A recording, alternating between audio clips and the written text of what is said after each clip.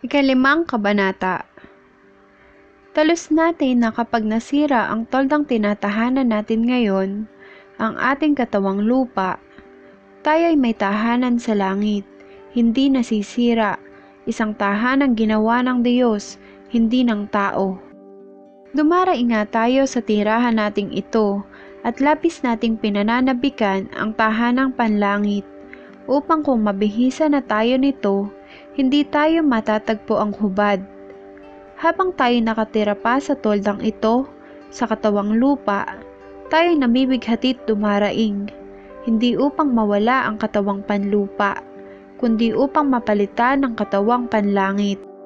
At sa gayon, ang buhay nating may katapusan ay mapapalitan ng buhay na walang hanggan. Ang Diyos na rin ang nagtalaga sa atin para sa pagbabagong ito at ipinagkaloob niya sa atin ang Espiritu bilang katunayan na babaguhin nga niya tayo. Kaya't laging malakas ang aking loob.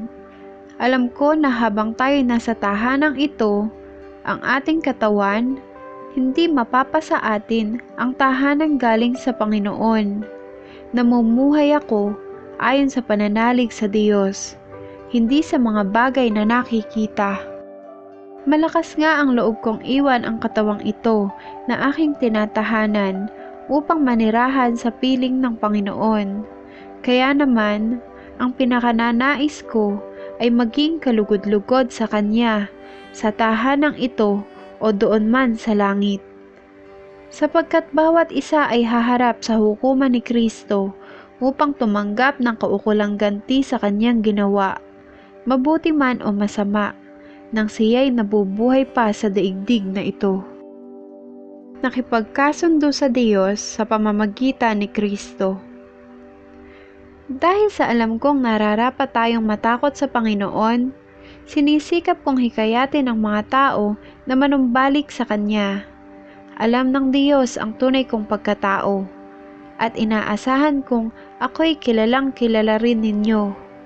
Sinasabi ko ito, hindi upang muling ipagmalaki sa inyo ang aking sarili, kundi upang bigyan kayo ng katwiran para maipagmalaki ako, at nang masagot ninyo ang mga taong walang ipinagmamalaki, kundi ang mga nakikita ng mata at hindi ang tunay na pagkatao.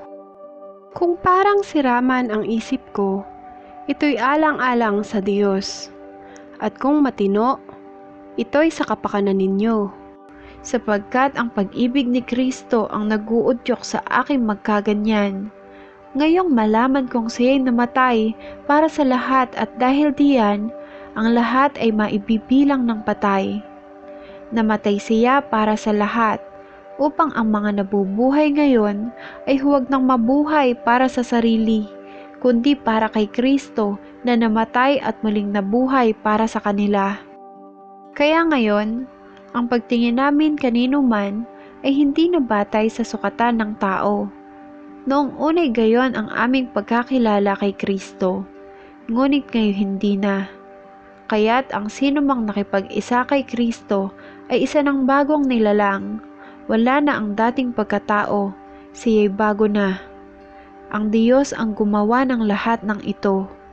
Sa pamamagitan ni Kristo, ibinilang niya akong kaibigan, di na kaaway, at hinirang niya ako upang panumbalikin sa Kanya ang mga tao. Ang ibig kong sabihin, ang tao ay ipinibilang ng Diyos na Kanyang kaibigan sa pamamagitan ni Kristo, at nililimot na niya ang kanilang mga kasalanan, at ipinagkatiwala niya sa akin ang balitang ito.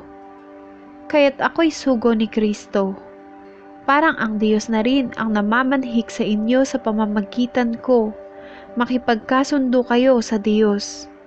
Hindi nagkasala si Kristo, ngunit dahil sa atin, siya'y ibinilang na makasalanan, upang makipag-isa tayo sa Kanya at mapabanal sa harapan ng Diyos sa pamamagitan niya.